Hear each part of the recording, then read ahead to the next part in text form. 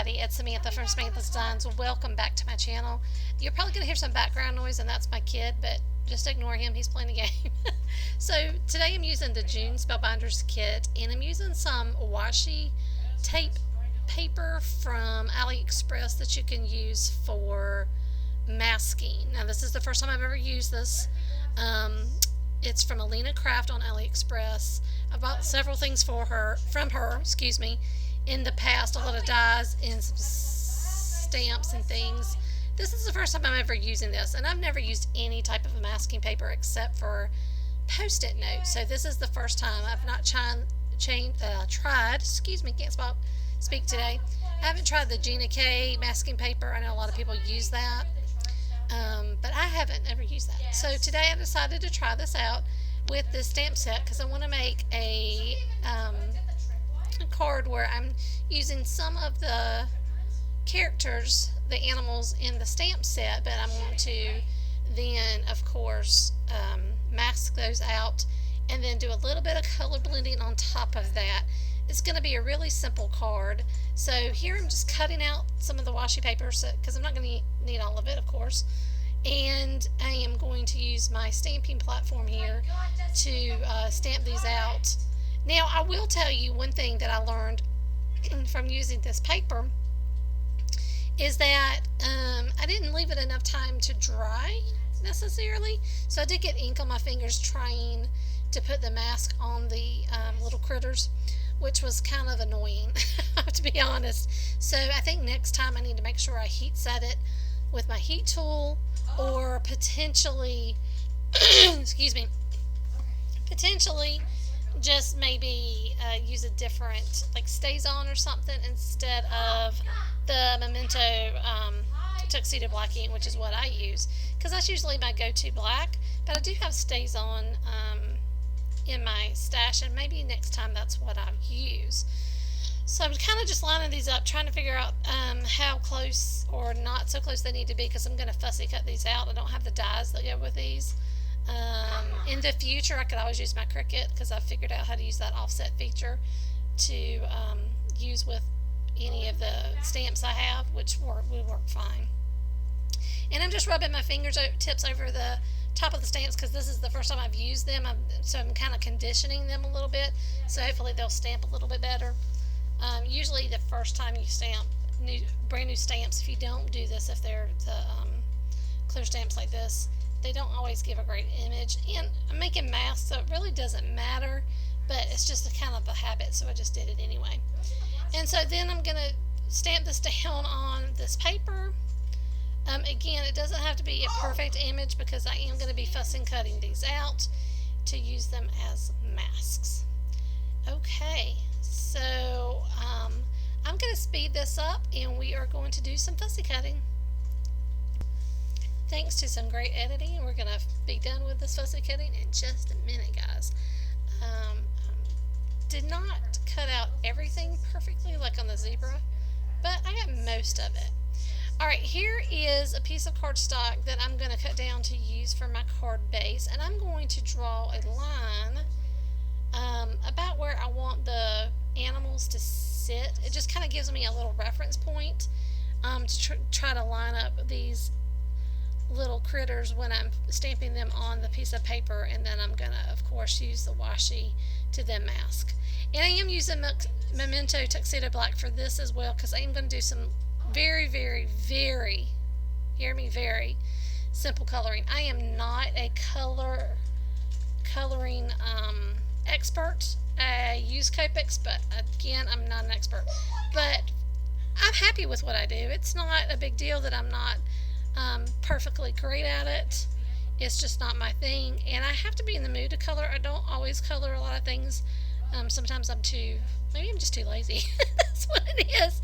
Alright, so we're going to get the masks put on and the other critters stamped here in just a second, and then we will continue with the card. Now, because of the detail, like I said, see, I got the ink on my fingers and stuff. That was a little annoying, unfortunately. And I'm trying to get this mask placed where I want it to. So I use my little reverse tweezers to kind of try to get everything in place. And you will see after all the images are stamped, this is not perfect by any means, because there is a little bit of a white gap. But it's good enough for me. I mean, I am a crafter. This is handmade. I'm okay with it not being completely perfect. I don't have a problem with that. You know, if I was going to give this to, or I was making this for a customer, I would probably do something a little bit different. And I probably would use my Cricut machine, to be honest, to make sure I got a really good cutout. But I wasn't, for this purposes, I was just having a good time, and I wasn't really worried about it. Okay, here I have my little giraffe. I'm going to put that on one side of my bobcat, or whatever kind of cat this might be. I don't know my animals as well either, as I probably should. But I do know that's a giraffe.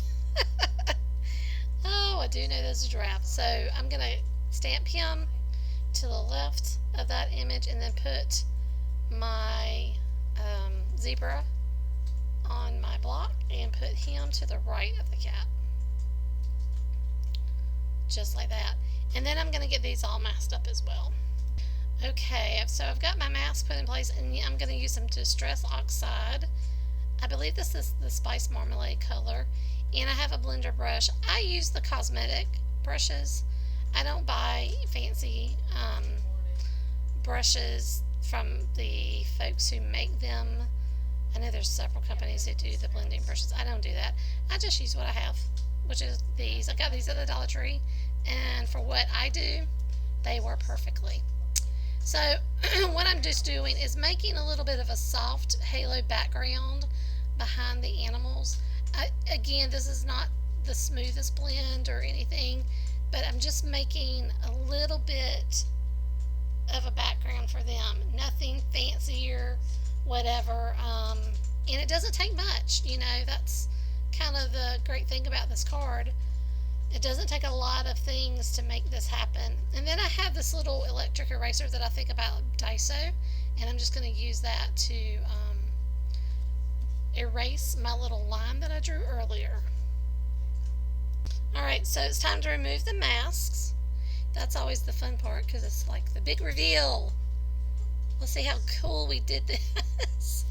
Guys, if you like my videos, please think about subscribing, giving me a thumbs up, leave me comments down below. I'd love to hear from you guys.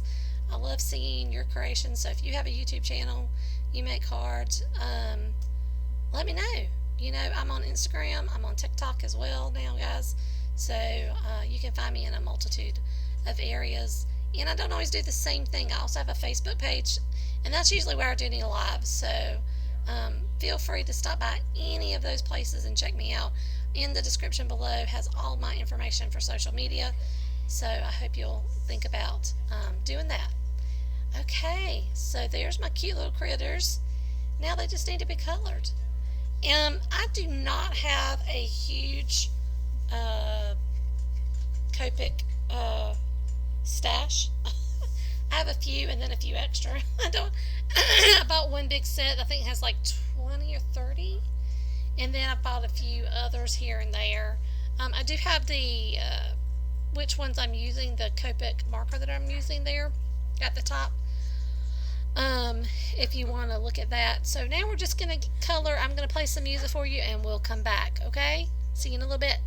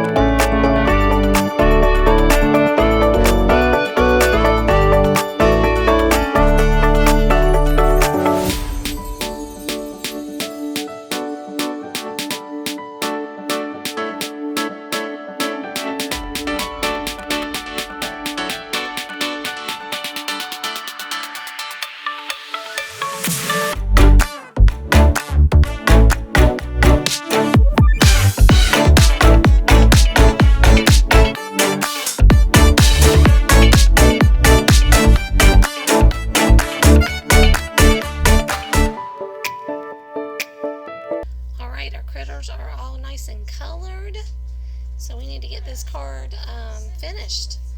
So what I'm going to do next is go through and add some little stickers to this and get it on the card base. And I'm going to use the paper kit that came with that June Spellbinders Card Kit, and it's called Wild Hello. And I picked this yellow print because it seemed to really match the distress ink really well. I thought that was great, so I cut this down to 4 1/4. No, excuse me, 4 by 5 1/4, and then I'll cut the panel down just slightly smaller than that, and that'll give it that nice little border around the edges. Yeah, I was like, oh, I need to cut a little sliver more. And I'm using my Fiskars guillotine trimmer for this kind of thing. That thing is the bomb. I love it. So like I said, this is going to be just slightly smaller, so maybe like 3, maybe that looked like that was 4. Oh no, I'm going down a little bit. So 3 3/4 by 5, I'm thinking. Yeah. And I'm trying to figure out what part I want to cut off, the bottom or the top. But I go with the bottom. So that's all good. Get that out of the way, and then we're going to start putting our card together so that'll mat just lovely. I love it. Looks so cute. So I have my card base. That's the regular A2 side, 4 1/4 by 5 1/2. And I'm just trying to make sure it is a little even there. Use my bone folder just to reinforce that score line. And then I'm going to start taping this down, putting this card together really simply using some double-sided tape. Use a trick I think I've seen Natasha Foot, I don't know how you say her name. I'm so sorry, Natasha. I'm butchering your name. She's here on YouTube, and what you do is you take the 4 corners of where you put your tape and you kind of fold them, just the corners, because what you're going to do is then really take the release tape off the one in the middle, and once you get it in place, you'll hold down that middle. That was a nice clap to emphasize my point there, and then you just pull out the rest of the release paper, and it makes it a little easier to center. I'm still not the best at centering. There a lot of times, even with this trick, I still kind of tend to screw it up, but it's better. It's better than it used to be. So I do use this trick all the time. I probably really should always use liquid glue, but I don't like to do that all the time. And that way I would really be able to have it where I could get it in the middle all the time. And then I'm going to do the same thing with this next layer and put it on the card panel. Alright, so I'm just getting this lined up where I want it. Going to remove that release paper as well. And then that will be the card pretty much done, except I knew it needed some other embellishment, and I was trying to figure out what I wanted to do. Was I going to stamp something or what? And I ended up using these little speech bubble sayings that came, or sentiments that came with the kit, because these are really cool. And that way I could put one for each animal, and you could say this one is saying this and whatever. So I just picked ones that kind of matched. And I just love these. These are so cute. I've got to figure out how to do this with my Cricut and make my own. Of course, these are a little bit of a puffiness to them, but you could also make some and make 2 or 3 layers thick of cardstock to give them that dimension. But I really like this. And the speech bubbles have the little I don't know what you call that little, it looks like an apostrophe, whatever it is that makes the speech bubble, coming out of different areas, so you can really put it next to the animal to make it make sense of this is what this one is saying, this is what this one is saying. And so I really like that because I like this bubble, here that's got the one at the corner, so that's the one with the cheetah or the bobcat or whatever that is. So guys, this is my card. I had a bunch of fun making it. I made a mess here. My crafting area is pretty crappy, but I hope you'll come back and see me. Please hit the subscription button. I hope to see you again next time, and until then, have a great day. See you later.